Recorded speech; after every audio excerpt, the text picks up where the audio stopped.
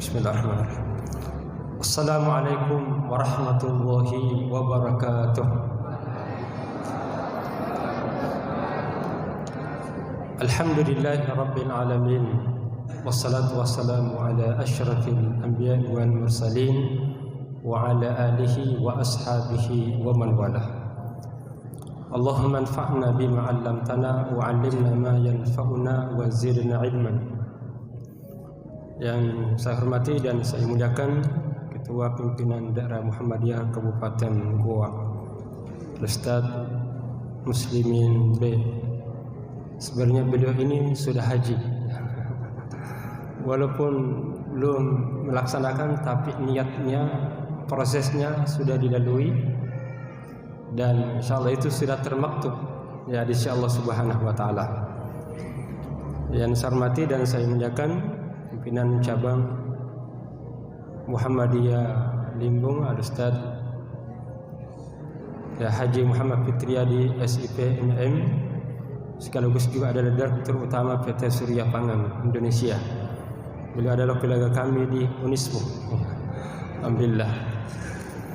Yang saya hormati seluruh hadirin dan hadirat, ortom-ortom Aisyah, ada IPM, ada IMM, dan para mubalik dan mubalikat yang hadir. Ini sebenarnya kalau datang ke Goa pulang kampung ya. Karena memang asalnya Goa, walaupun tepatnya itu adalah di Dayak, tapi keturunannya itu adalah di Sungguh Minasa. Di situ ada Karen Desiama ya. Ada hubungannya dengan Pak Mustari Bosrah. Kemudian kedua, di tempat ini sudah ada kajian tetap kita di Masjid Besar Limbung pekan ketiga, kajian spesial yang dilaksanakan oleh panitia. Bapak-bapak Ibu sekalian berbahagia, saya sebenarnya sudah slide, tapi kenapa tidak tersave sehingga yang saya tampilkan ini hanya video saja. Saya mengawali bahwa di Muhammadiyah ini itu adalah karunia, itu adalah anugerah yang terbesar yang Allah berikan kepada para anggotanya dan orang-orang yang berada di sekitarnya. Salah satu tradisi di Muhammadiyah itu adalah kebiasaan, rohnya persyarikatan itu adalah pengajian, itu adalah kajian-kajian. Di pimpinan cabang Muhammadiyah Limbung ini pertama kali tapi seringkali di sini, tapi secara formal bersama dengan pimpinan cabang secara terpadu itu pertama kali, walaupun di sekitarnya sudah berarti pimpinan cabang Muhammadiyah Borima Tangkasa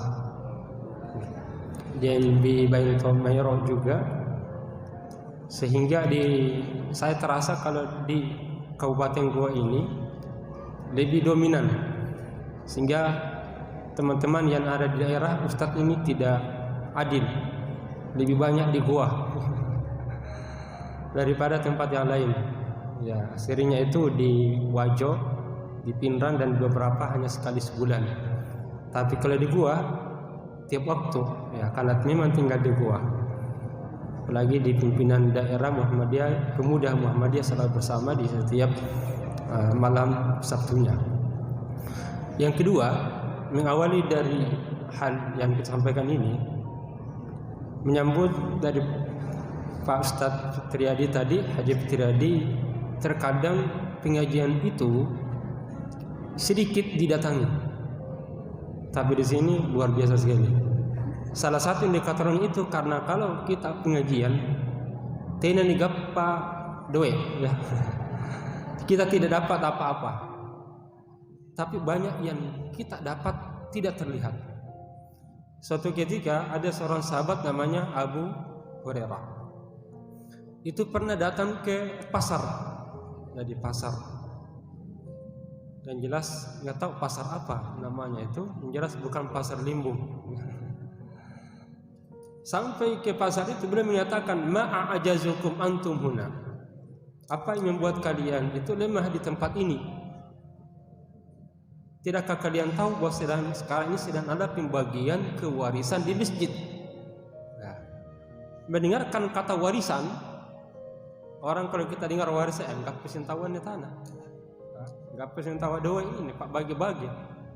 Ada duit yang akan kita dapati, ada harta pembagian kapling-kapling. Mereka berlomba-lomba datang ke masjid. Sampai ke masjid yang dilihat di sana ada salat sunnah. Di tempat sini lagi halaqah tadarrus tahsinul tilawah. Di tempat sini lagi kajian tarjih, mana yang halal, mana yang haram. Sehingga mereka demo kepada Abu Hurairah, ya Abu Hurairah, kami sudah berada di masjid ini, bahwa engkau menyatakan ada pembagian. Nah, tidak gapa apa-apa.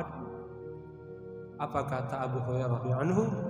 Ini dia warisan para nabi dan rasul. Al ulama'u warasatul anbiya. Ulama itu pewaris nabi. Mereka itu nabi dan rasul, lam yuwarrithu dinaram wala dirhama. Mereka tidak mewariskan dirham dan dinar, tidak mewariskan harta rupiah, tetapi mewariskan ilmu. Faman akhadahu fa'akhad akhda wafira. Maka siapa yang mengambil bagian itu, maka dia akan mengambil bagian besar.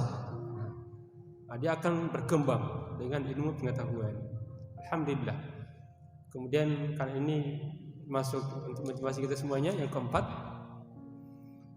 seberapa banyak orang yang kita bersamai dalam pengajian, maka sebanyak itulah orang yang akan memberikan rekomendasi untuk bisa masuk surga. Jadi kalau mengising saja Ustaz Muslimin lebih awal masuk surga, Ustaz Abbas ini terlambat masuk. Ya karena banyak tanggung jawabnya, terlalu banyak putusan-putusan tarjih yang harus disosialisasikan ke seluruh Indonesia, khususnya yang ada di Sulsel. Sehingga saya harus bekerja keras dari bukan sampai Merauke, dari Selayar sampai ke Tator, harus bisa sampai ke sana untuk menyampaikan putusan-putusan tarjih yang tidak sampai ke warga. Itu tanggung jawab kami sebagai pengurus, dan akan dilangsungkan juga kepada Bapak Ibu sekalian yang mendengarkan itu. Itu tanggung jawab kami sebagai pengurus di majelis tarjih. Kalau ada ilmu yang belum disampaikan, mati betul. Amanah besar di hadapan kami, di hadapan Allah Subhanahu wa taala. Hasil putusan yang terputuskan harus sampai ke mereka. Jadi tidak ada waktu istirahat, Ustaz. Jalan terus. Di mana saja. Kan itu pertanggungjawaban kita. Jadi kalau saya sudah sampaikan dalam pengajian, itu nanti Bapak lagi yang sambungkan. Sambungkan kepada yang tidak boleh berhenti, harus sampai. Ya, harus sampai kepada yang lainnya. Jadi kalau misalnya di antara kita ini ada yang masalah, terlambat masuk surga, maka salah satu cara untuk mempercepat pertanggungjawaban dari kami adalah adanya orang-orang yang pernah kita duduk bersama. Nah, misalnya sudah ada 100 orang. 100 orang itu dia akan merekomendasikan, ya Rob, tolong Ustaz Abbas itu percepat juga masuk surga dong. Ya. Karena masih banyak ilmu yang tidak tersampaikan. Bebas lagi satu pertanyaan. Data lagi yang kedua, data lagi yang ketiga. Jadi kalau sudah 100 orang yang kita temui itu, maka akan 100 orang yang siap memberikan rekomendasi untuk mempercepat masuk ke dalam surga. Maka Muhammadiyah orang kaya. Jadi kalau dia muktamar dengan jumlah sampai jutaan, 3 juta dengan penggembiranya, maka 3 juta siap merekomendasikan orang-orang yang berada di dalamnya. Maka wajarlah kalau Muhammad itu menggembira lebih banyak daripada pesertanya. Itu salah satu motivasi. Karena kalau kita hadir dalam muktamar dengan jumlah yang banyak, dengan satu misi mentauhidkan Allah, mengangkat kalimat Allah, menjunjung tinggi agama Allah, maka sebanyak 3 juta yang akan merekomendasikan untuk masuk surga. Apa tidak kita bersyukur? Cocok Pak Ustaz sampaikan tadi, Ustaz Muslimin bergembira kan? Karena akan menggembirakan dengan amal saleh yang akan mempercepat hisab ini nanti pada hari kiamat. Dan di Muhammadiyah luar biasa, kita akan memaknai makna hidup itu, dan dia akan terus mengingatkan. Nah, inilah sebenarnya hijrah itu. Jadi hijrah ini bukan sebenarnya pergantian esensinya bukan karena pergantian tahun, dari hari ke hari, dari detik-detik, dari tahun Hijriah 1443 sampai 1444, tetapi esensi itu adalah waktu yang telah kita lewati ini itu ada nilai, ada makna. Setiap detik itu kita bisa lihat dalam surah Al-Asr. Saya kenapa PowerPoint-nya terhapus ini? Nah, muncul lain babut tahara. Ini karena mungkin pengajian Aisyah tadi sehingga tidak tersave. Yang muncul kitab tahara. Kami minta maaf tadi pengajian wilayah Aisyah sampai 7:30 lewat itu masih mau ditahan-tahan. Diminta untuk banyak terlalu interaksi dan dialog di dalamnya. Kita coba memahami suratul Asr dulu. Jadi esensi hijrah itu adalah memahami makna hidup dan waktu yang kita lewati dari detik demi detik. Jadi bukan dari tahun ke tahun. Kita bisa lihat yang punya mushaf suratul Asr. Suratul Asr. Al-Asr itu kalau dalam bahasa kamus al-mu'jam huwa az-zaman al-mansub ila syakhsin aw dawlah, atau huwa zaman alladhi yu'asiruhu al-insan. Dia adalah waktu yang dilewati oleh manusia. Berarti detik demi detik, itulah asr. Jadi bukan saja waktu, yakni waktu asar sore, tapi adalah setiap waktu yang dilewati oleh umat manusia. Berarti dari detik demi detik. Nah, masuk di situ malam, masuk siang, masuk duha, masuk fajar. Jadi ketika Allah bersumpah dengan wal asri, demi waktu, masuk di situ waktu duha. Wal laili, masuk juga waktu malam. Wal fajri, berarti masuk juga waktu fajar. Ya, itu masuk semuanya. Artinya Allah bersumpah dengan seluruh waktu yang dimana siap dipertanggungjawabkan detik demi detik. Jadi bukan hanya tahun demi tahun yang dipertanggungjawabkan, tapi detiknya. Contoh hari ini tanggal 2 Muharram. Detik pertama ketika masuk bulan Muharram itu apa yang kamu lakukan? Detik kedua ketika kamu bernapas, napas apa yang kamu gunakan? Detik ketiga sampai terakhir, berarti tidak ada yang terlewat. Maka bagaimana caranya itu? Allah sambungkan supaya bisa selamat dan aman. Innal insana lafi khusrin. Saya mencoba dulu dari perspektif ilmu Al-Quran. Wal asri itu dalam ilmu Al-Quran disebutkan dengan wawul qasam. Jadi waw artinya bersumpah. Untuk apa wawul qasam itu?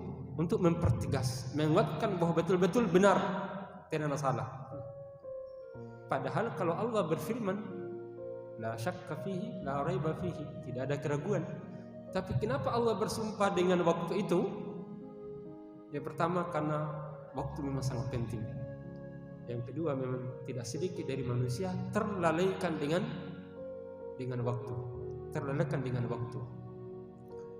Yang kedua, yang pertama. Yang kedua, dalam ayat itu ada kata innal insan. Inna dari segi bahasa kembali itu disebutkan dengan harfut taukid, huruf penguat. Ya. Inna sesungguhnya. Ditambah lagi yang ketiga al-insan. Dari kata al-insan itu ada alif lam. Dari kata insanun ada kata al-insan. Dalam bahasa Arab makna al-insan di sini al-istighraqiyah. Makna yang mencakup manusia secara keseluruhan. Tidak ada pilih-pilih. Mau Muslim Muhammadiyah atau non Muhammadiyah. Ini saya angkat karena kemarin ketika saya wawancara dengan mahasiswa PUT, kan macam-macam juga ada yang masuk. Ada 118 mahasiswa yang mendaftar, yang kita hanya terima pertama itu hanya 50. Jadi berarti banyak kota yang tidak terpenuhi. Dari 118 yang kita terima hanya 90 yang terdaftar 95, yang diterima hanya 50. Berarti ada kurang lebih ya 40 yang ya tidak terima. Di antara mereka sebenarnya apa yang Anda tahu tentang Muhammadiyah? Muhammadiyah itu non pemerintah. Mungkin karena kemarin ketika Idul Adha tidak sama dengan pemerintah, terpaksa dibilang non pemerintah. Dari mana latar belakangnya? Ini saya tahu ini. Dari latar belakangnya memang tidak ada sama sekali ke Muhammadiyahannya. Ini nanti ada catatan, kita alihkan nanti ke tempat lain. Ya. Masalahnya dianggap musuhnya Muhammadiyah, pemerintah itu Muhammadiyah. Ya. Jadi siapa saja manusia masuk di situ, al-insan. Jadi Indonesia, Arab, Muslim, non-Muslim, Muhammadiyah atau selain daripada Muhammadiyah masuk di dalamnya. Semuanya ini merugi. Kemudian kedua, kata insan. Biasa kita dengar kata insan, manusia. Makna insan dalam bahasa Arab itu memiliki sinonim yang cukup banyak. Di antaranya makna bashar. Ya. Manusia juga. Yang kedua ada kata al-ins. Biasa kita baca dalam surah Az-Zariyat 51 ayat 56. Wa ma khalaqtul jinna wal insa. Ya, tapi kalau di surah yang kita baca ini Al-Asri panjang. Al-insan ada alif. Al-insan. Selain itu ada nama Bani Adam. Ya. Ya ayyuhalladzina amanu khudhu zinatakum inda kulli ya bani adam khudhu zinatakum inda kulli masjid. Itu berarti manusia juga. Tapi apa keistimewaan al-insan? Itu adalah manusia dengan seluruh aktivitas yang ia lakukan. Ya. Jadi manusia dan seluruh aktivitas yang ia lakukan. Apa saja? Bangun tidur, terus mandi, gosok gigi. Ini TKTP ya. Lalu salat, puasa, masuk sekolah, mengajar, cek lot, masuk semua di situ. Di pasar juga beli barang, menjual dan membeli. Di pengadilan kan ada hakim menghukumi. Di politik masuk juga. Itu masuk semua kata al-insan beserta dengan seluruh aktivitasnya. Ya berkeluarga. Orang tua dengan anaknya, masuk juga ayah dengan anaknya, suami dengan istri, suami dengan istri-istrinya. Kalau banyak istrinya, kalau banyak, kalau tidak satu mah, ya. Dia akan diperiksa itu, masuk dengan bagaimana dia berinteraksi dengan anaknya, bagaimana dia berinteraksi dengan istrinya, dengan pembantunya. Itu masuk dalam kategori al-insan. Innal insan, sesungguhnya manusia dengan seluruh aktivitasnya lafi khusrin, itu sungguh merugi. Ingat lagi, setiap salah satu makna kalau ada tanwin dalam bahasa Arab itu artinya agung. Berarti bisa kita maknai khusrin azimin, berada dalam kerugian yang besar. Khusrin azimin. Walaupun tidak ada kata azim, tapi tanwin itu sudah menunjukkan besar, bisa menunjukkan agung. Maka kalau kita tafsirkan la fi khusrin azimin, walaupun tidak tertulis di situ, berarti manusia sungguh berada di dalam kerugian yang besar semuanya. Kecuali illal ladzina amanu wa amilus shalihat, kecuali orang yang beriman, berarti iman. Maka seluruh aktivitas kita detik demi detik, dengan seluruh aktivitas kita dalam kehidupan ini akan selamat kalau dibasari dengan iman. Maka selamat bagi semua. Maka nafas kita nafas iman. Detik demi detiknya keluar adalah kalimat iman, dan ini yang membuat kita beruntung. Oleh karena itu, jangan lepaskan kalimat iman ketika kita bangun tidur. Baca doa, Jangan lepaskan kalimat iman ketika bangun tidur baca doa. Jangan langsung buka HP balas baca doa dulu. Itulah sunnah Nabi SAW ketika bangun tidur baca doa. Setelah baca doa, apa lanjutnya? Sunnah Nabi ambil air wudu. Sebab kalau tidak pasti nacini jam nampak tiap apaan nih. Kenapa nak bantau dari masih gigah? Ngale salimu tin ropode. Maka cara membukanya adalah berwudu. Berarti dua ikatan sudah lepas. Cara Nabi bangun tidur untuk lepas dari ikatan setan, dan harus dilepas memang supaya aktivitas keharian kita pagi hari itu jadi aktif. Harus dibangun dengan dasar iman, doa. Lepas lagi ikatan. Setelah itu yang kedua, langsung berwudu. Kalau ada waktu, salat lain. Kita ini beruntung tidak diwajibkan, tapi kalau Nabi wajib. Karena tingginya kedudukan Nabi, salat sunnah jadi wajib. Ada dua yang oleh Nabi SAW diwajibkan, sedangkan kita ini tidak wajib.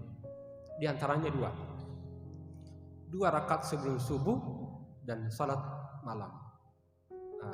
Sebenarnya ada lagi. Jadi 2 rakaat sebelum subuh, ditambah lagi witir. Ini bagi Nabi sudah wajib, bagi kita adalah sunnah muakkadah. Jadi ketika bangun, setelah berwudu, salat lagi minimal 1 rakaat witir, supaya lepas semua itu ikatan-ikatan. Kapan tidak dibuka ikatannya, yakin setan akan menarik dia di pagi hari. Makanya muncul banyak orang kesetanan pada siang hari, karena ketika bangun masih terikat, ditarik setan kemana, maka imannya terlepas. Ketika masuk kantor, ikut ke setannya. Masuk ke sekolah, ikut setannya. Cek log, dan mana cek lognya? Setelah itu pulang nih. Ketika beli buku, harganya 500.000, ditulis di nota 700.000. Karena kenapa? Setannya ikut terus, tidak ikut imannya. Tapi yang tersinggung ini Pak Kepala Sekolah. Karena ada yang tanyakan saya, terpaksa saya jawab. Di Unismu ada yang Ustaz ceramahkan ini. Kapan ada waktunya? Sekarang saya ceramahkan. Jangan kayak begitu. Kalau memang kita beli bukunya 700.000, ya itu saja. Kan itu juga adalah kerja kita. Kapan ditambah 700 menjadi 1 juta, maka 300 itu harta yang haram. Kalau sudah masuk makanan di harta di perut ini, tidak akan bisa tumbuh kecuali neraka. Cocoknya di situ. Ya. Saya kembali bahwa sunnah Nabi SAW ketika bangun tidur adalah itu. Jadi iman lah yang menentukan tadi. Iman yang dimana setiap amal saleh kita akan menjadi bermakna. Jamaah yang dimakan rahmat Allah Subhanahu wa taala. Masuk ke bagaimana agar hari-hari demi hari itu bisa kita terselamat. Kemudian iman, yang kedua mencontohi Nabi Muhammad SAW. Tidak ada jalan yang aman kecuali kita bercontoh kepada Nabi Muhammad SAW. Tapi memang kita agak sulit untuk mencontohi Nabi, kecuali yang pertama, mereka yang pernah membaca sejarah Nabi sehingga lahir rasa cinta kepada Nabi. Dan kalau sudah cinta kepada Nabi, mudah untuk bisa mengikuti Nabi SAW. Memang berproses. Untuk bisa mengikuti Nabi tidak mudah. Memang harus belajar. Inilah fungsinya majelis-majelis taklim, majelis-majelis ilmu, kajian dan pengajian, upaya untuk paham siapa itu Muhammad SAW. Dan saya yakin Muhammadiyah tidak mungkin memberi nama Muhammadiyah kecuali dia tidak paham. Karena sudah paham betul tentang sifat dan karakter Muhammadiyah, karakter Nabi Muhammad SAW, maka dijadikan gerakan persyarikatan namanya merupakan sifat nisbat kepada Nabi Muhammad SAW. Jadi pemberian nama karena kita paham. Saya ingin tampilkan video. Dan dari video ini kita mau mencoba apa perilaku Nabi semestinya dilakukan ketika melihat keadaan yang kita lihat dan ada di suaranya. Kalau tidak berarti cukup anunya saja. Kelihatan ibu di belakang? Ya, kalau tidak berarti gambar muncul saja.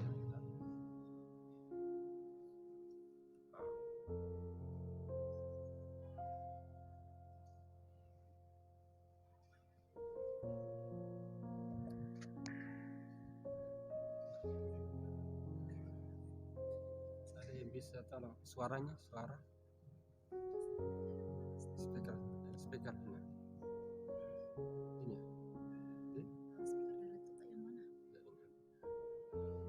Masih belum. Sudah.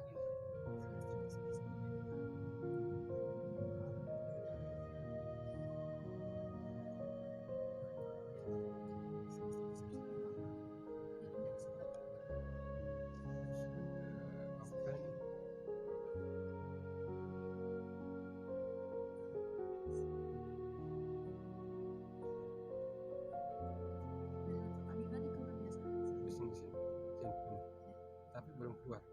Iya. Berarti di sini dia. Coba di sini sudah masuk ya. Ini. Ini sudah kan?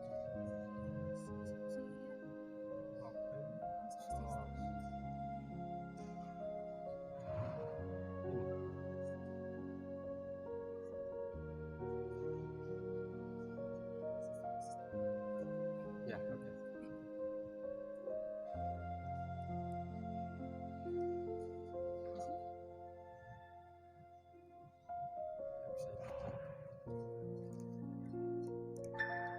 Ya, silakan disimak. Cukup.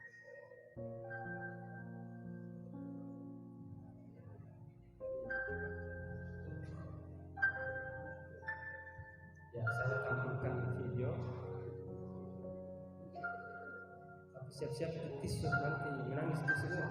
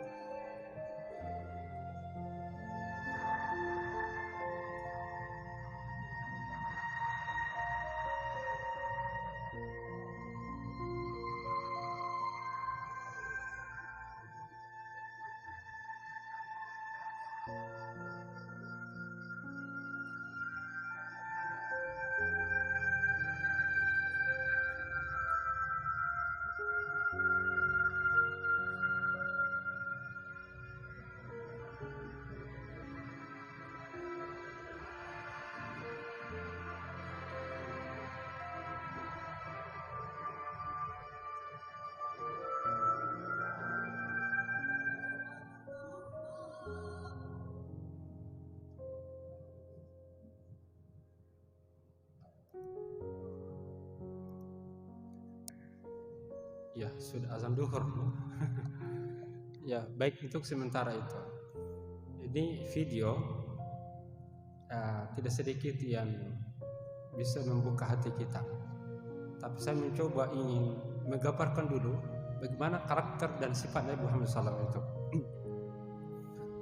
Muhammad SAW itu adalah manusia yang sangat istimewa. Kenapa beliau istimewa? Dari segi nama ditambah orang-orang yang nabi-nabi terdahulu sebelum hadir sudah bergembira memang. Ya. Yang pertama, apa keistimewaan Nabi dibanding dengan nabi-nabi yang lain? Rata semua nabi dan rasul Allah itu menggunakan nama diri. Kalau kita namanya nam zat, ismu dzati, itu adalah untuk membedakan diri orang dengan orang lain, yang disilakan dalam bahasa ismun. Ya. Sedangkan Nabi Muhammad SAW itu bukan nama diri, tapi nama sifat. Kita mulai dulu. Coba apa bedanya antara sifatun dan isim? Ini belajar bahasa Arab lagi nih, Ustaz. Nggak apa-apa belajar bahasa Arab. Ini adalah contoh, ini apa namanya? Ustaz Amin. Nama benda bahasa Indonesia saja. Gelas. Kalau ini HP. Kalau ini mouse. Kalau ini itu namanya untuk membedakan antara HP dengan songkok, yang membedakan antara gelas dengan laptop, itu disebut dengan nama zat. Tapi kalau sifat, sifat itu adalah nama sekaligus sifatnya, yang mencakup dengan sifat-sifatnya lain. Maka Nabi Muhammad SAW itu dia adalah nama sekaligus sifat. Apa bedanya antara kata kerja, kata benda dengan ismun dengan sifat? Kalau kata benda, ketika orangnya sudah tidak ada maka hilang tommy. Tapi kalau sifat, walaupun orangnya sudah meninggal maka dia masih ada, masih dimanfaatkan, masih bermanfaat. Para nabi dan rasul terdahulu itu rata-rata menggunakan zat.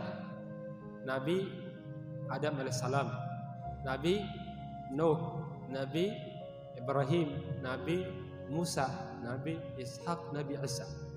Dia adalah nama diri dari para nabi, sehingga ketika meninggal dunia hilang tommy. Tidak berlaku lagi ajaran yang dibawa oleh mereka, dibatasi oleh waktu. Tapi kalau Muhammad itu bukan nama diri Nabi beliau, tapi adalah nama sekaligus sifatnya. Sehingga walaupun Nabi SAW sudah meninggal dunia, maka ajarannya masih berlaku sampai akhir zaman. Itulah salah satu yang membedakan. Yang pertama itu dari segi nama. Sisi lain, Muhammad itu dalam bahasa Arab masuk kata benda sifat termasuk superlatif. Dalam bahasa namanya ismul mubalaghah, dari kata Mahmud. Mahmud, kalau orang yang dipuji namanya Mahmudun. Jadi ada nama Mahmud di sini. Hamidah, memuji. Hamidun, orang yang memuji. Mahmudun, orang yang dipuji, terpuji. Bedanya antara Muhammad dan Mahmud, kalau Mahmud itu terpuji dari satu sisi, tapi sisi lain belum tentu terpuji. Misalnya dia jujur tapi tidak sabar. Kalimat jujur itu Mahmud, misalnya dia jujur tapi tidak sabar. Itu masuk makna Mahmud. Tapi ada juga orang sabar tapi tidak jujur. Di sini dia Mahmud. Tapi di tempat lain dia tidak Mahmud. Dia rajin salat, tepat waktu sesuai dengan tuntunan Nabi, sehingga setiap gerakan pasti sesuai dengan target. Ya, tapi di sini tidak ada yang mungkin ya. Tapi ketika dia keluar, kurang bagus muamalatnya kepada orang lain. Orang ini mahmud. Dari sisi lain bagus ibadahnya, tapi bermasalah tapi banyak juga dia mahmud di sini, mahmud juga di tempat lain. Itulah Muhammad. Di mana saja dia bersifat baik, dia tidak pernah berubah. Di sini bagus, dia jujur, dia juga penyabar, berani. Di sini lain, dia adalah bersungguh-sungguh. Sehingga Muhammad itu terkumpul semua jenis amal saleh, terkumpul di dalamnya semua amal akhlak mulia.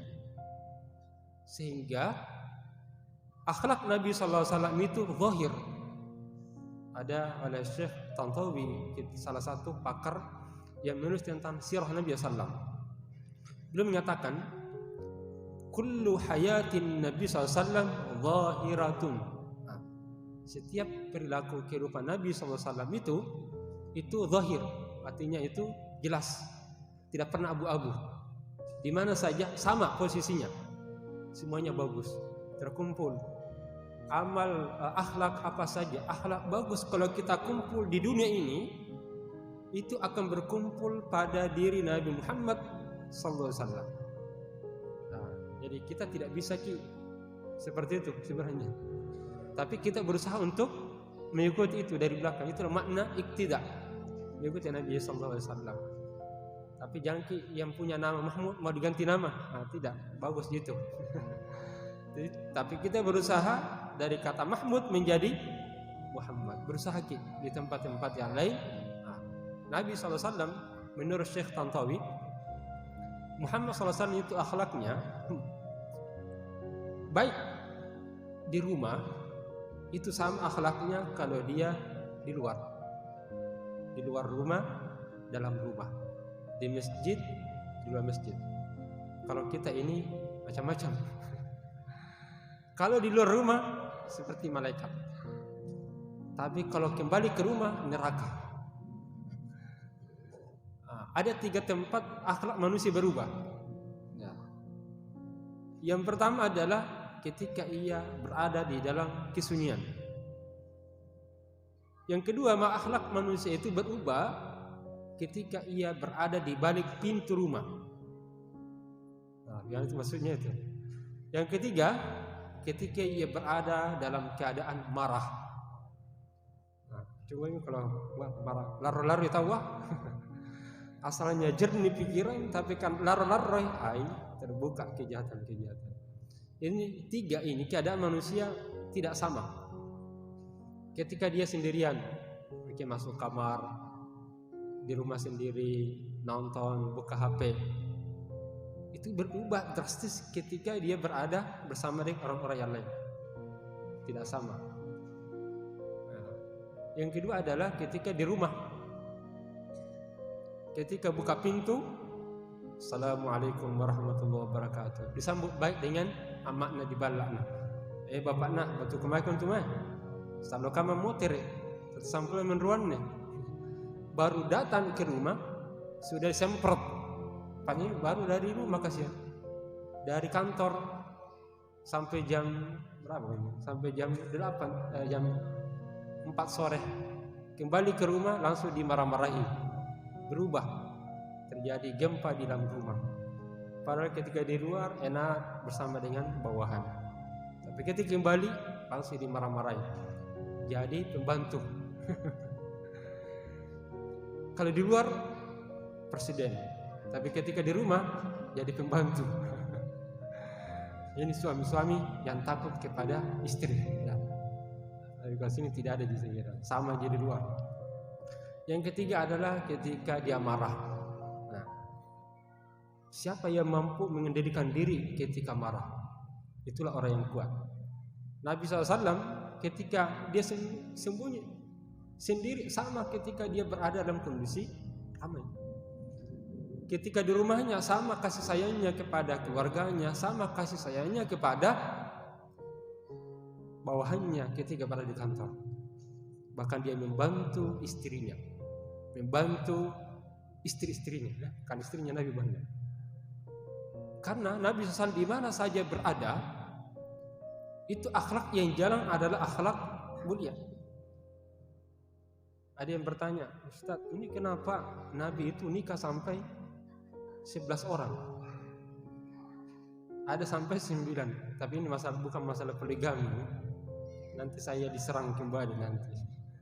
Tapi saya ingin menjelaskan apa hikmah Nabi SAW itu nikah sampai 11. Dan riwayat ada yang 11, ada yang sampai 9 saja. Karena kenapa? Di mana Nabi berada, maka itu adalah keberkahan bagi setiap orang yang pernah dijumpai. Ya. Dia akan menjadi pencerah, dia akan menjadi penerang. Jadi ketika dia nikahi Aisyah, dari Aisyah Nabi memberikan ilmu banyak dari Aisyah kepada Aisyah. Maka muncul beliau termasuk orang-orang yang paling banyak meriwayatkan hadis Nabi. Ya. Maka Aisyah yang mengisahkan bagaimana Nabi kalau malam hari ketika tidur, ya Aisyah tidur-tiduran. Nabi bangun salat malam. Ketika bangun tidur, Aisyah masih tidur, diangkat kakinya itu. Ya Aisyah, pindah-pindah dulu sedikit, saya mau salat malam ini. Digeser kaki Aisyah radhiyallahu anha. Digeser. Setelah itu bangun, kembalikan lagi. Itu berarti kalau menyentuh perempuan tidak membatalkan. Karena Nabi SAW ketika diangkat langsung dia salat. Ketemu lagi dengan Zainab. Ya. Zainab itu kebiasaannya kalau salat dia gantung, itu ada tali, ada kamar-kamar. Ada kamar-kamar. Kalau salat malam pakai tali. Jadi kalau mengantuk, nah, pegang. Allahu Akbar. Baca pengumpu 4 juz. Nah. Kalau kita pengumum tak siapa? Trikul. Itu Zainab kalau salat, kalau ngantuk pegang lagi. Jadi kalau ngantuk, nah, jatuh lagi, ngantuk lagi. Nah, apa kata Rasulullah? Ya, Zainab, Aisyah itu siapa punya tali? Itu talinya Zainab ya Rasulullah SAW. Kenapa dilakukan seperti itu? Dia kalau salat malam luar biasa.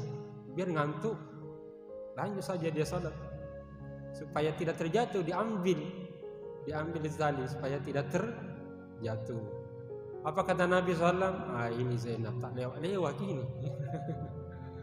Jangan kalau sudah ngantuk tidur maka dulu, baring-baring. Kan? Hanya kita ini baring-baringnya ini dimaknai tidur di masjid. Nah, itu ke salat malam. Kalau ngantuk tidur dulu istirahat. Baru ketika sudah enak lagi bangun lagi salat malam. Tapi sebagian kita memahami kalau sudah salat 2 rakaat, mau rakaat subuh, salat subuh, tidur di masjid 2 rakaat, tidur beberapa jam, beberapa menit. Tapi ini salah maknanya. Jadi kalau ngantuk tidur duduk, itu salat sunnah Bapak Ibu sekalian. Tapi kalau salat wajib jangan gunakan ayat hadis ini. Ustaz masih kantuk ke ini, jam berapa mi? Jam 6. Tidur mi dulu dah. Nah, tidak boleh. Ini salah tempat. Itu kalau salat. Tapi kalau salat wajib berdiri salat. Kalau bisa pursa dengan air itu. Nah, kata Zainab. Kata Nabi SAW, jangan. Kalau mengantuk tidur dulu. Itu baru 2 istri. Keluar berapa hadis Nabi SAW. Istri ketiga, istri keempat, istri kelima. Berbagai fasilitas. Tanya lagi tentang haid. Sahabat ya Rasulullah, bagaimana kalau saya ini? Nah, ini pengajian Aisyah lagi. Haid sudah habis, tapi masih ada yang tertinggal.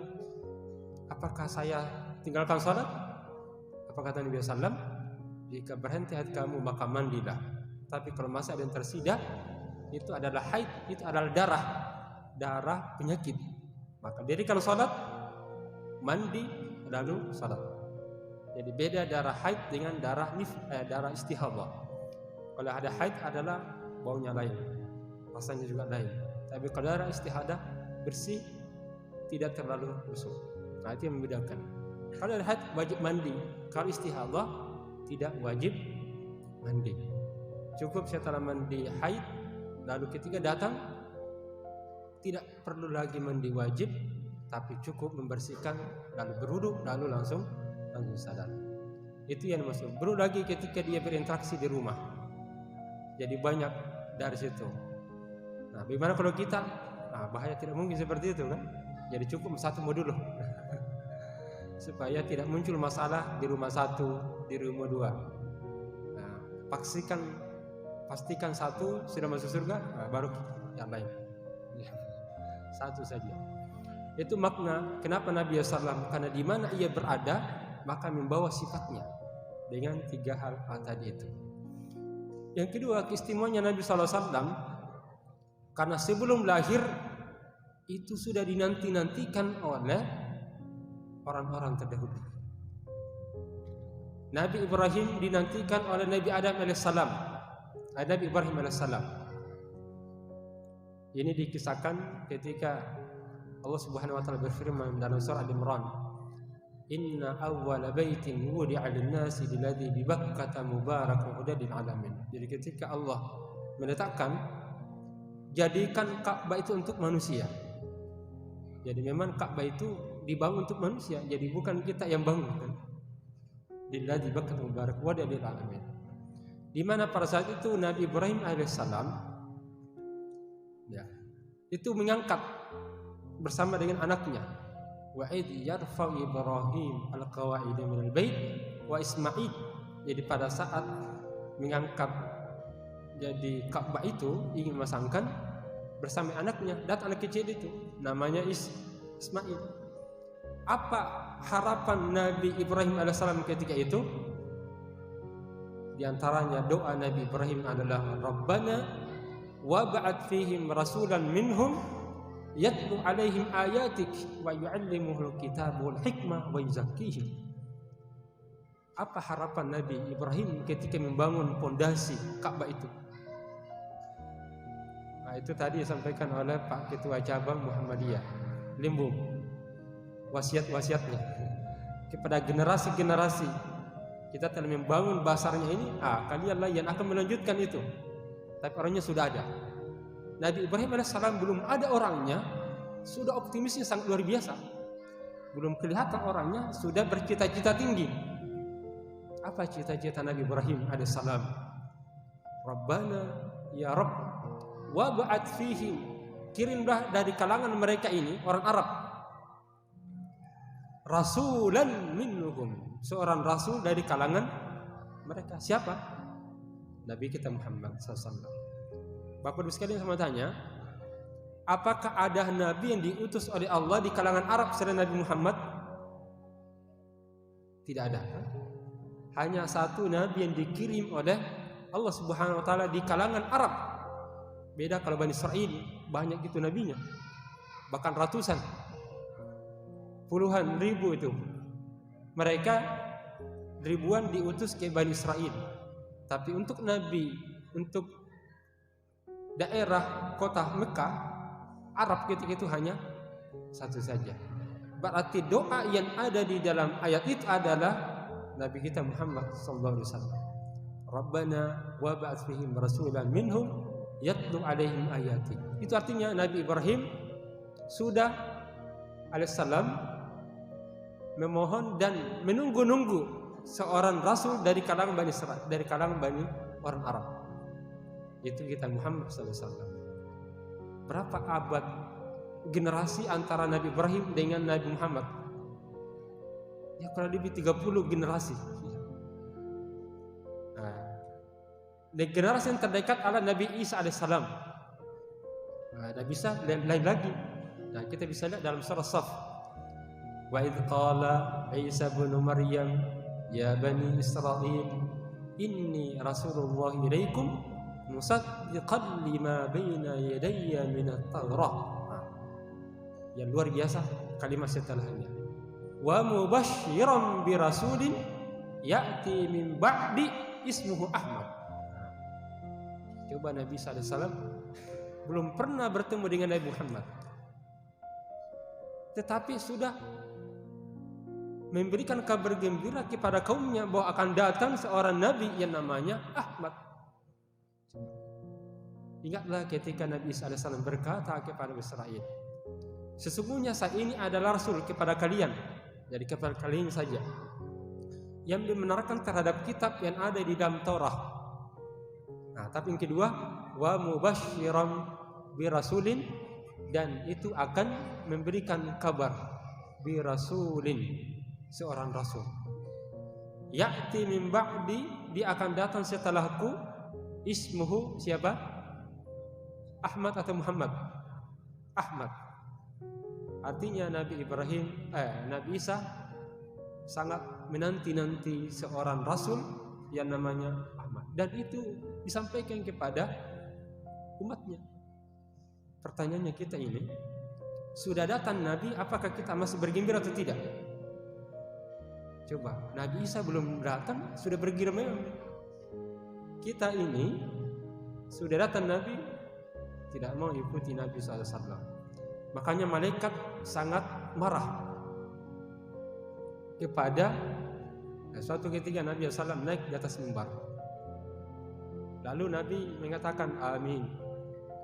Naik lagi tangga yang kedua, beliau mengatakan amin. Naik lagi yang ketiga, amin.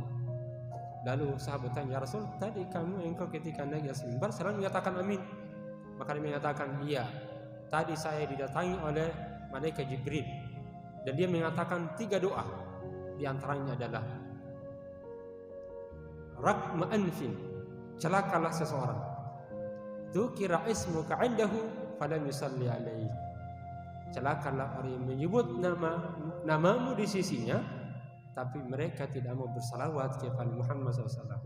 Sallu ala Nabi, kita bersalawat kepada Nabi Muhammad SAW. Coba, makanya malaikat pun marah mendoakan orang-orang yang tidak mencintai Nabi SAW. Salah satu bentuk kecintanya adalah ketika disebut Nabi Muhammad SAW, kita harus bersalawat. Baik, ini kalau kajian seperti panjang sekali, tapi saya sampai batas kasih ini sampai jam berapa supaya nanti ada tanya jawab. Berapa menit lagi? 2, bisa 10 menit. Ayo, saya padatkan. Kata Muhammad itu disebutkan dalam Al-Quran berapa kali? Ada yang bisa jawab? Yang bisa jawab dapat hadiah umrah. Tapi mereka umrah adalah dari PT Suriah. Ya, tapi saya berikan juga, minimal kita doakan, misalnya bisa dapat umrah. Berapa kali Nabi Muhammad disebutkan dalam Al-Quran? 4 kali. Cocok ini, tapi ini 4 kali. Disebutkan 4 kali. Kita doakan bisa umrah, insyaallah. Dan kata Ahmad berapa kali? 1 kali saja. Apa bedanya antara Muhammad dengan Ahmad?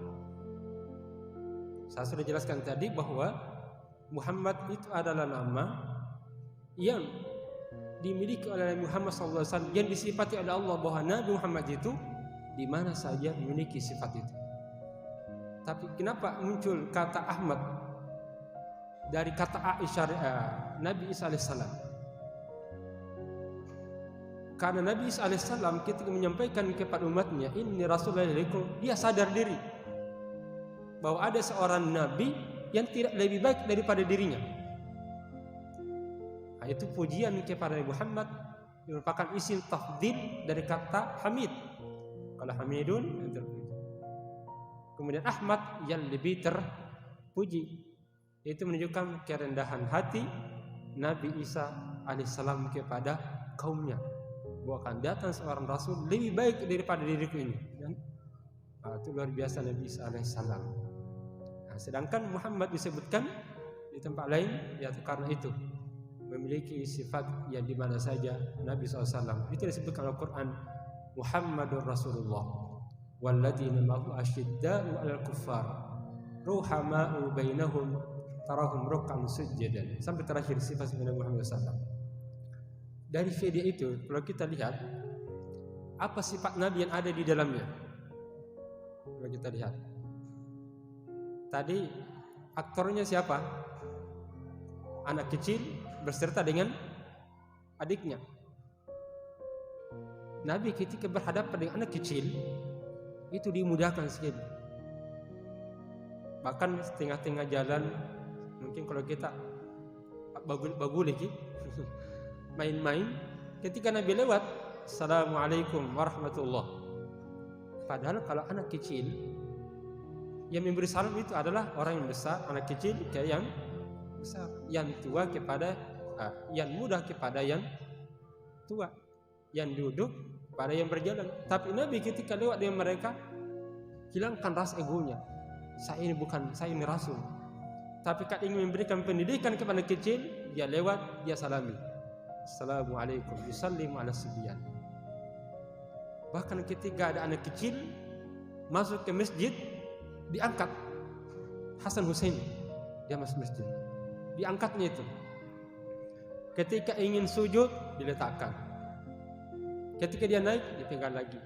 Itu bahkan Hasan Husain atau riwayatnya, Nabi sementara sholat, dia naik di atas kepalanya, lalu sujud lama. Nah, ada seorang sahabat, kenapa Nabi sujud terus ini? Maka Nabi tidak menyatakan Allahu Akbar, Nabi meriboko. Jadi Nabi ketika sujud belum mengatakan Allahu Akbar naik, seorang sahabat di belakang diangkat kepalanya. Kan tidak boleh sebenarnya, sebelum imam naik, lalu kita sudah naik untuk dari sujud. Ternyata dia mau tahu apa, siapa tahu ada kejadian yang bahaya bagi Nabi itu, sehingga dia beranikan diri sahabat diangkat supaya memastikan bahwa Nabi masih sehat di depan, jangan sampai katulusan ya, mati. Maka diangkat, ternyata Husain sedang berada di atas pundaknya. Dia tidak mau sehingga puas di atas kepalanya itu, maka dibiarkanlah. Tapi yang masalah jamaah di belakang kesalauan. Ya, tadi tanya ya Rasulullah, kenapa kamu buat hingga seperti itu? Saya tidak mau anak kecil ini menikmati selama berada di atas pundak saya. Coba Nabi sementara salat, kalau kita min batul masih mau tidak mau.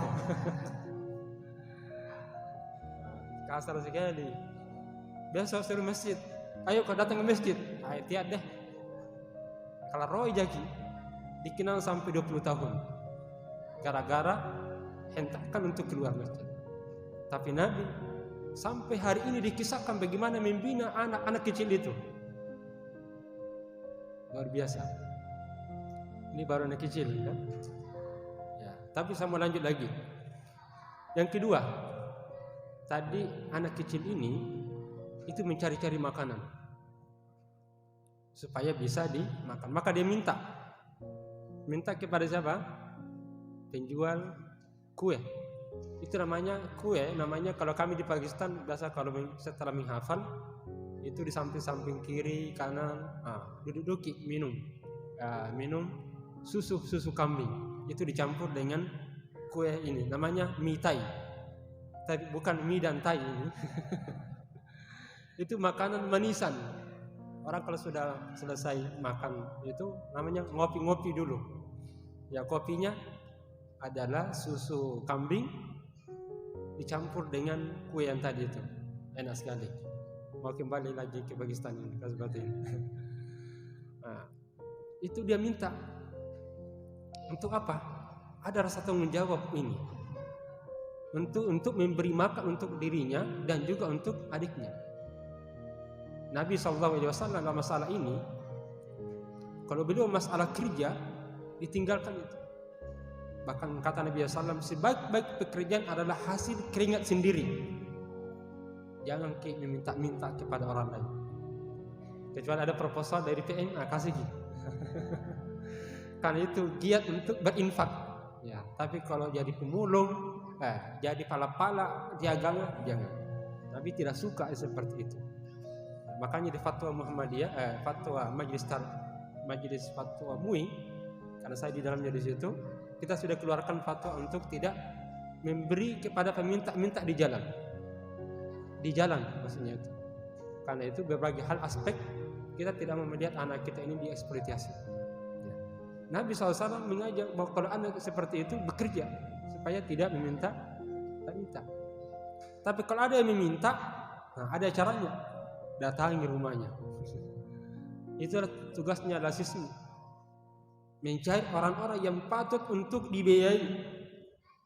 Kalau ada anak kita terputus kuliahnya gara-gara tidak biaya, maka kita dan harus pertama untuk bisa memberikan biaya kepada mereka. Tapi bekerja dulu untuk bisa berbagi kepada orang lain itu. Nah, kemudian yang selanjutnya, yang lebih bias anak ini adalah rasa tanggung jawab terhadap dirinya ini. Tadi ketika diambil makanan, itu kan sudah mau dimakan itu. Tapi saat dia mau makan, dia ingat siapa? Adiknya yang ada di rumah. Sesuatu yang sudah mau dimakan dan nikmat, tapi kan dia ingat adiknya yang ada di rumah, dia tidak tega dia makan. Maka dia bungkus dengan baik. Dengan baik supaya dianggap ini adalah hasil belian, bukan hasil pungutan. Pak ternyata sudah pungutan, kasihan. Dia bungkus dengan baik, dia bawa ke rumah dan diberi makan. Ya, Nabi SAW tidak mau melihat anak umatnya ini kelaparan. Mungkin Nabi SAW pada saat dia makan tapi dia ingat siapa? Umatnya. Contoh dalam hadis riwayat Ibnu Majah. Siapa itu Ibnu Majah, Bapak Ibu sekalian? Perawi hadis. Ibu Fatimati, siapa itu? Ya, pernah ketemu Ibnu Majah? Nah, belum, saya juga belum pernah ketemu. Seorang perawi periwayatan hadis yang mengumpulkan hadis-hadis Nabi SAW. Bila yang mengisahkan Nabi SAW itu berinfak, berkurban berapa ekor? Berapa ekor? Ketika itu disebutkan Nabi berkurban 100 ekor unta. Ya, ini luar biasa. Berarti Nabi itu kaya atau miskin? Nabi itu kaya, berkurban dengan jumlah yang banyak. Jadi jangan orang miskin itu. Bukan sifat Nabi itu kalau miskin. Ya Ustaz, kan ada Nabi, hadis Nabi SAW, Nabi mengumpulkan orang-orang bersama orang-orang miskin. Nah ini salah arti, salah makna hadis Nabi SAW. Tentang makna Allah kumpulkan orang-orang yang miskin di hadapan Allah Subhanahu Wa Taala. Tapi ini tidak saya jelaskan karena bukan di situ tempatnya. Nabi SAW berinfak, berkurban. Lalu diletakkanlah satu persatu. Bismillah, Allahu Akbar. Siapa yang menyembelih? Nabi. Berarti Nabi itu kuat. Jadi kalau menyembelih jangan suruh Pak Imam, kita mesti sendiri yang potong itu. Tapi kalau tidak bisa ya kasihlah yang kuat. Ya. Tapi kalau kita mampu, kita yang sembelih itu. Apa doa Nabi SAW ketika itu? Dia menyatakan, Hada min Muhammad wa min ali Muhammad wa min ummati Muhammad sallallahu alaihi wasallam. Coba ketika berkurban yang diingat Nabi siapa? Bukan dirinya. Tapi yang diingat adalah keluarganya. Yang diingat adalah umatnya. Umatnya siapa? Umat terdahulu dan umat yang akan datang. Dia tidak berpikir dirinya itu. Kita ini berkurban baru suatu ekor kambing, minta nak kenu nadi bonggana. Kalau tidak dikasih marah. Coba Nabi Muhammad SAW ketika berkurban yang diingat adalah umatnya sallallahu alaihi wasallam. Tadi itu sedikit bahwa anak itu ketika dia makan dia ingat adiknya yang ada di rumahnya. Baru dia kembali diberi makan. Kebahagiaannya ini adalah kenapa dia menangis? Bukan karena dia tidak makan, tapi karena bahagia bisa membahagiakan adiknya yang lapar itu. Jadi kebahagiaan itu muncul ketika kita mampu berbagi kepada orang. Tapi luar biasa adiknya tadi itu, dia sudah bahagia, tapi dia tidak mau tinggal untuk adiknya. Dikasih juga, disuapin kakaknya, dan itulah dia terharu. Ternyata adiknya tidak melupakan dirinya. Ini kalau dilanjut tidak habis, saya cukup habisin aja. Nanti insya Allah semoga banyak dari sosok Nabi SAW itu di seluruh aspek. Ini baru anak kecil Bapak Ibu sekalian. Belum aja ketika dia sebagai pelajar, dia sebagai politikus, dia sebagai orang tua, dia sebagai apapun. Aspek kehidupan manusia ada di dalam diri Nabi SAW. Maka cocoklah kalau menyatakan laqad kana lakum fi rasulillahi uswatun hasanatun liman kana yarjullaha wal yawmal akhir. Semoga kita termasuk orang-orang yang diberi syafaat oleh Allah Subhanahu wa taala karena ada kecintaan kepada Nabi sehingga mudah untuk mencontohi Nabi sallallahu alaihi wasallam. Saya kembalikan ke Anda operator, mungkin ada sesi tanya jawab, saya persilakan.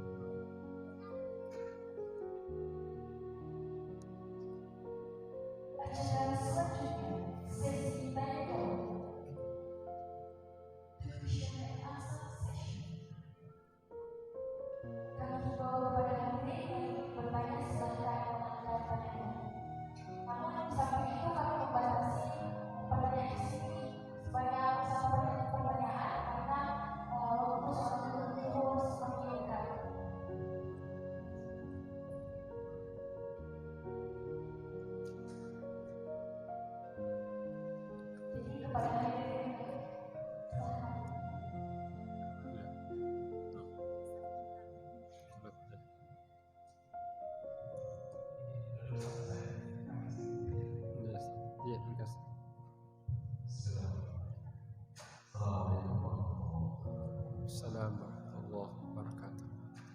Nama saya dari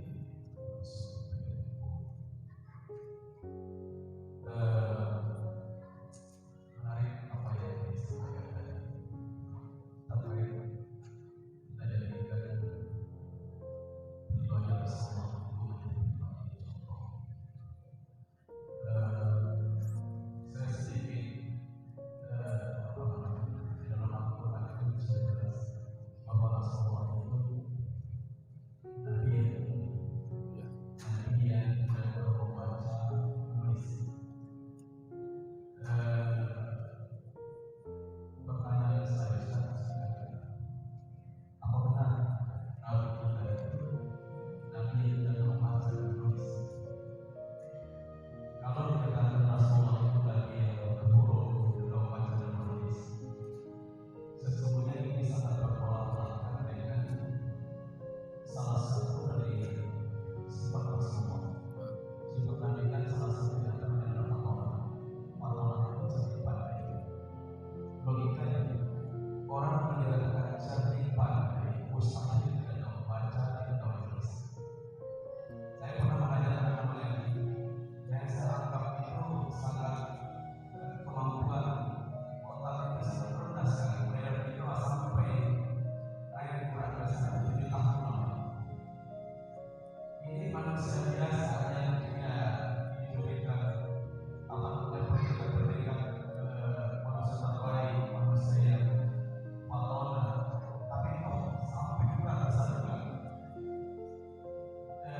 Apa sih alasan Allah itu menjadikan Nabi itu Nabi itu?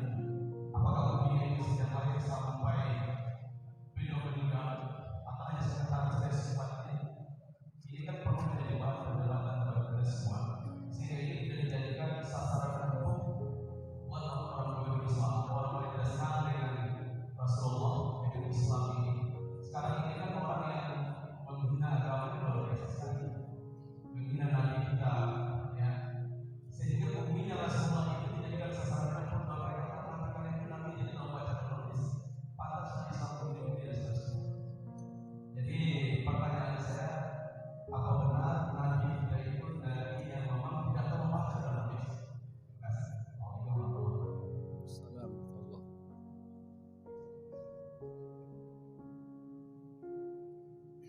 Di mana? Dikumpul dulu atau di? Ya, kumpul saja.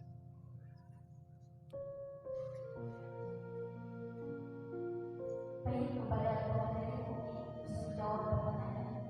Baik.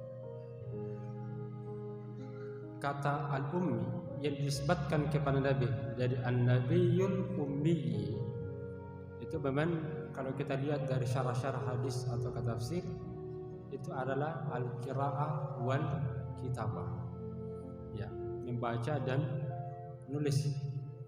Tentu ini terkait dengan yang pertama latar belakang dan posisi Nabi sallallahu alaihi wasallam. Bahwa Nabi sallallahu alaihi wasallam itu diutus oleh Allah dengan membawa risalah al-Islam dengan Al-Quran. Jadi ja'a bi Muhammad sallallahu alaihi wasallam Al-Quran itu, di mana Al-Quran adalah pusat, adalah kunci dari peradaban umat manusia.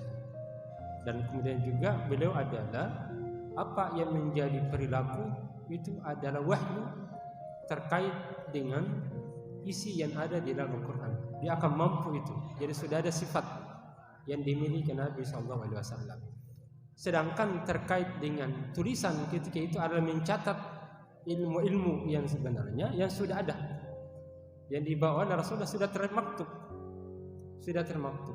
tinggal disampaikan kepada para sahabat. Maka sahabat inilah yang akan mencatat wahyu-wahyu Allah, baik yang tertulis maupun yang tidak tertulis, lewat Al-Quran dan hadis-hadis Nabi SAW. Sehingga kebutuhan untuk menulis saat itu bagi Nabi tidak terlalu dibutuhkan terkait dengan menulis dan membaca, karena sumbernya sudah ada.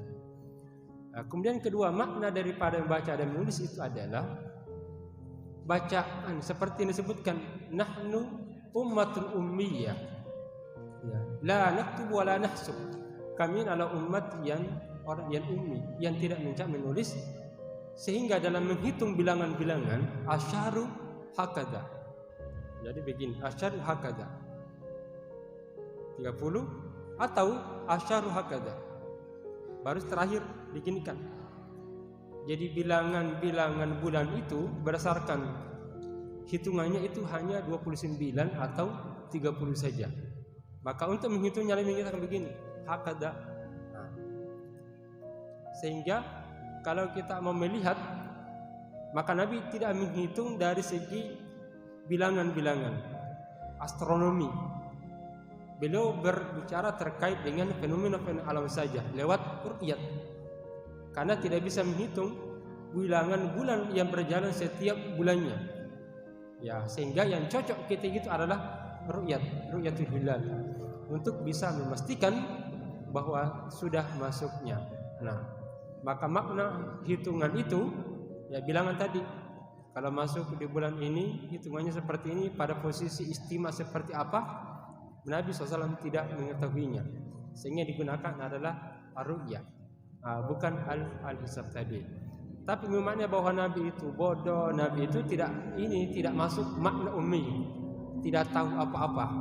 Karena memang Nabi SAW sudah dibekali dengan ilmu-ilmu yang berada dalam Quran dan Sunnah Nabi SAW. Adapun pengimbangannya, maka sahabat yang menuliskan, sahabat yang mencatat segala apa yang diucapkan Nabi SAW itu. Ya, wallahu a'lam. Inilah yang perlu kita maknai. Dihijrahkan makna itu tidak berarti bodoh. Apalagi Nabi SAW dituntun wahyu oleh Allah Subhanahu wa ta'ala. Tapi secara sarana prasarana untuk menulis, Nabi tidak miliki saat itu.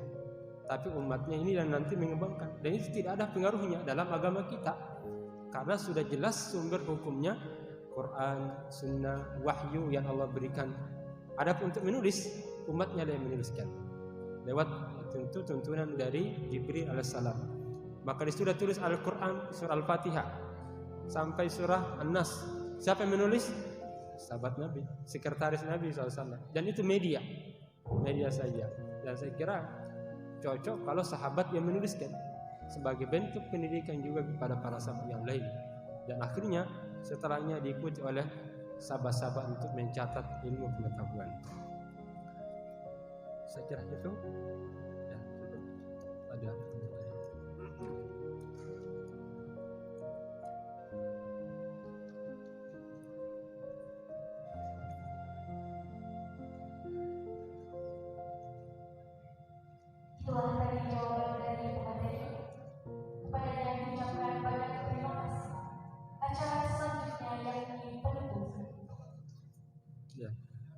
Tak ada pertanyaan lagi? Ya. Saya kira satu. Ya. Pada hadirin yang ingin bertanya, silakan kami memberikan kesempatan. Silakan mengangkat tangan. Baik, bismillah. Assalamualaikum warahmatullahi wabarakatuh.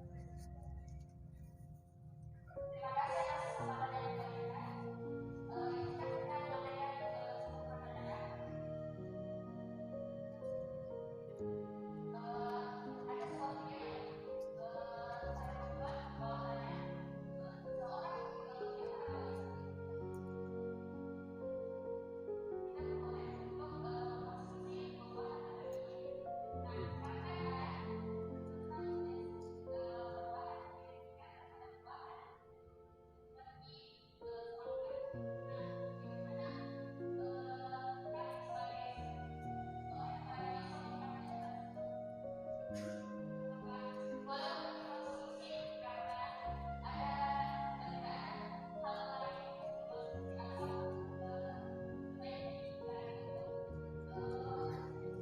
nah karena tentang buah-buahan diberikan buah-buahan seperti semangat.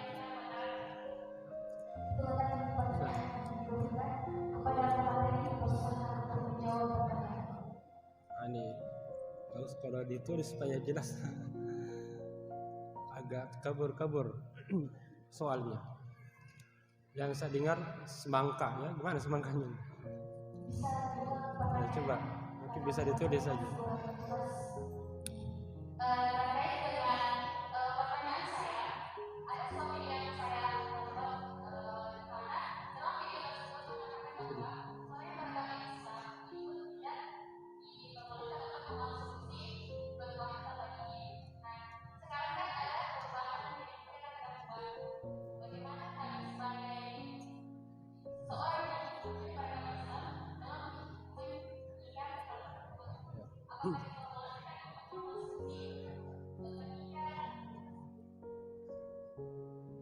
hal lain yang bisa dikonsumsi seperti dikatakan dalam konsumsi Ya, begini, saya paham begini.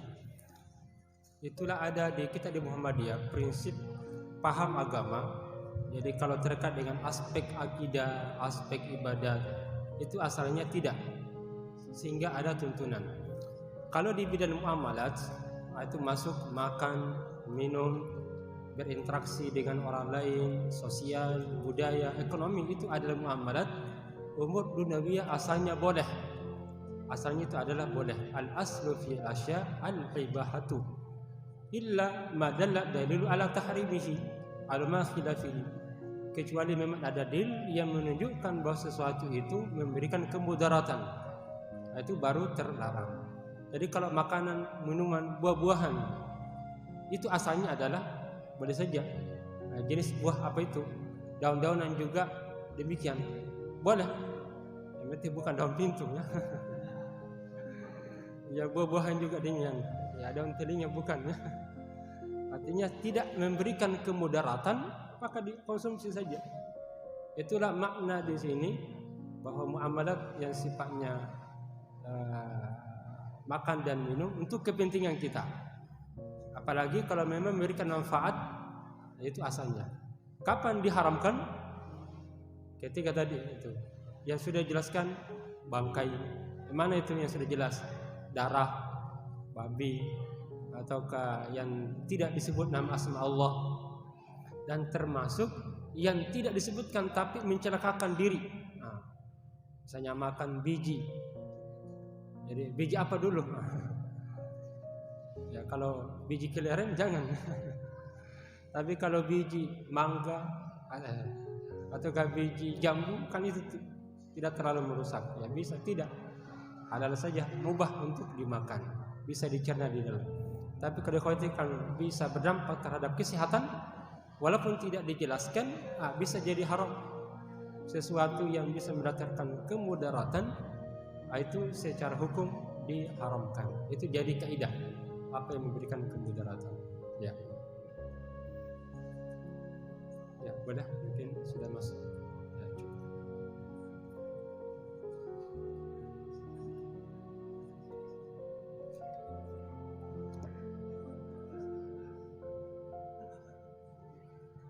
Ya baik, kami masih membuka sesi tanya jawab pada hadirin yang ingin bertanya. Silakan mengangkat tangannya.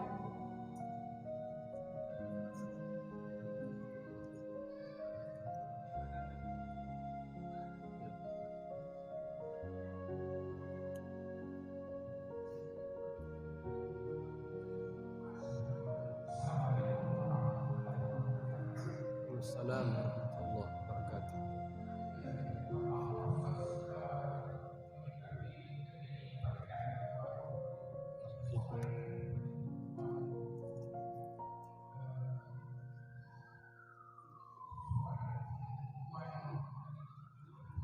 Ya.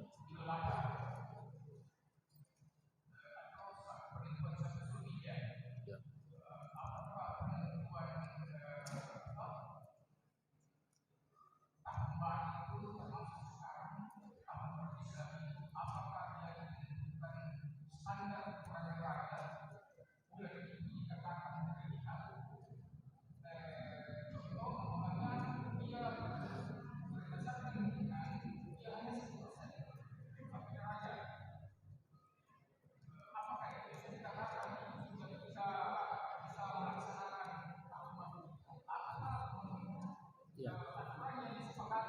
Ya. Ya.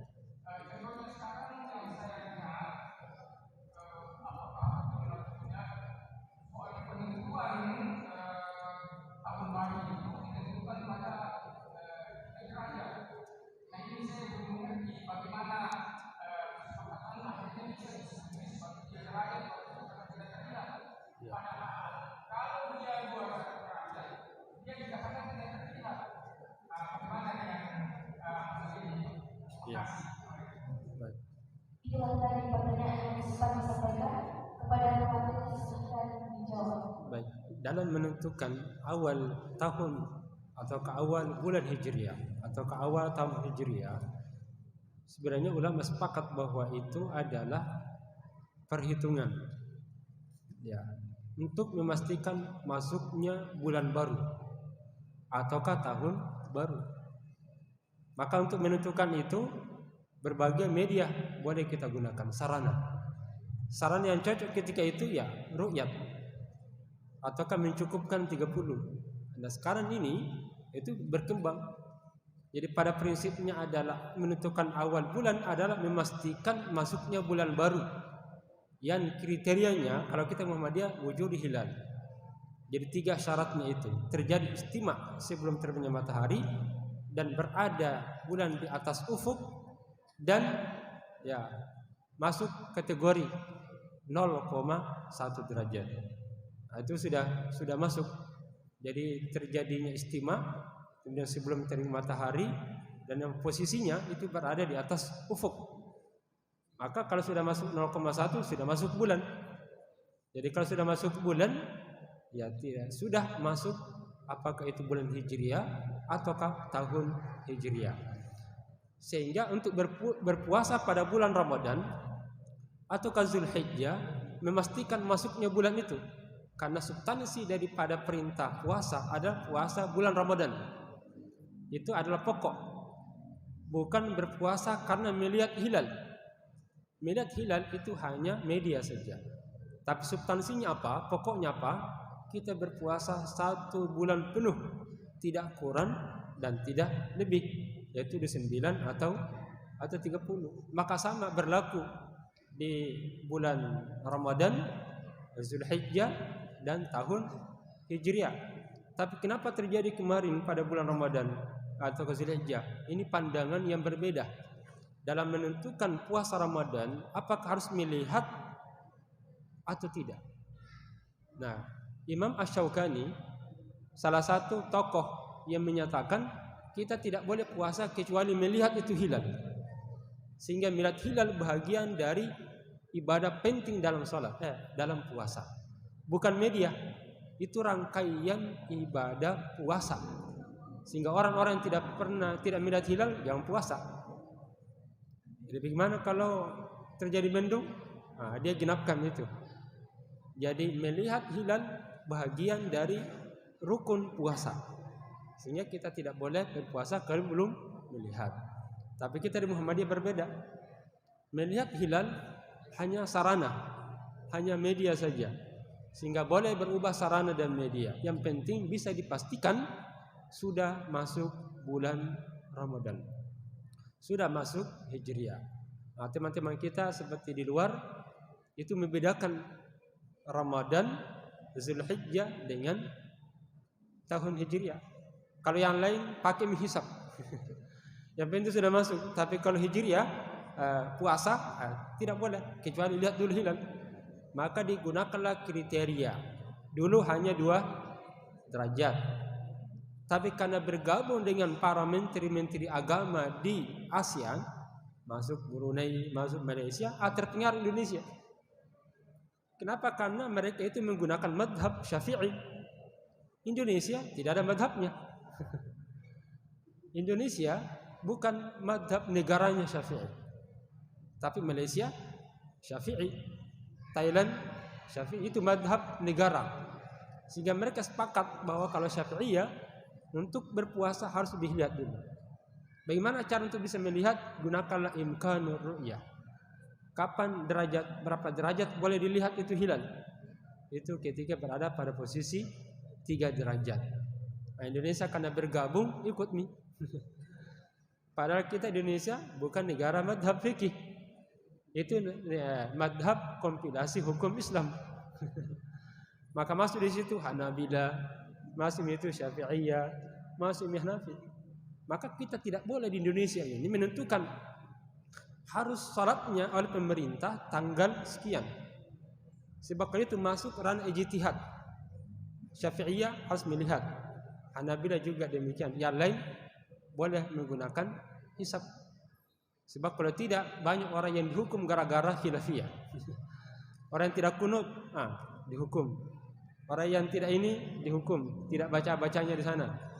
Orang yang tidak ikut pemerintah karena menggunakan hisab dihukum juga. Padahal ini masuk ranah ijtihad. Sehingga pemerintah tidak bisa memastikan bahwa harus salat, karena itu pelanggaran undang-undang. Saya kira demikian.